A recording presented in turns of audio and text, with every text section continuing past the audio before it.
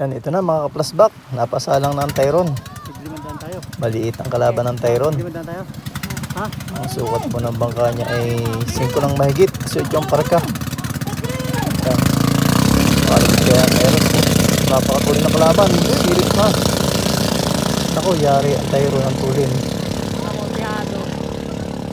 Naku, naiwan niya yata ang Tyron.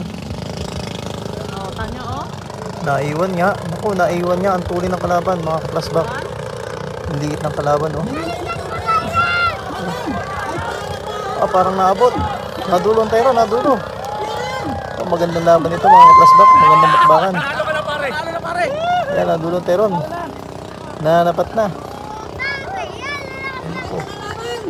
Ayan, dumusot. Matulin talaga ang Tyron.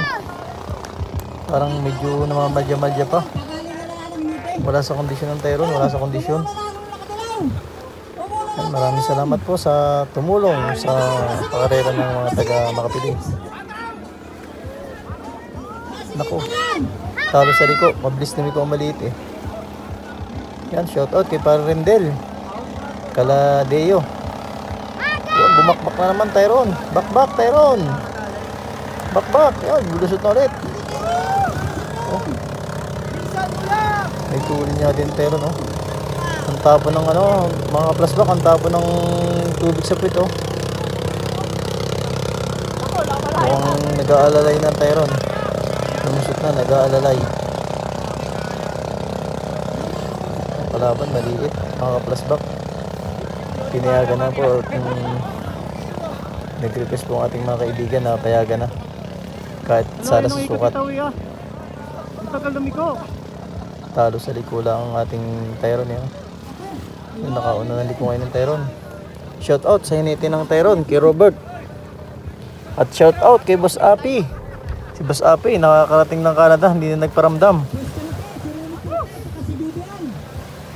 Yan. Nauuna po ang Tyron. Gandang bakbakan.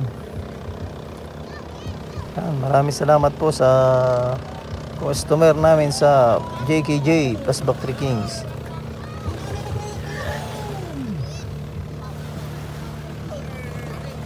Yan, sasamahan po ng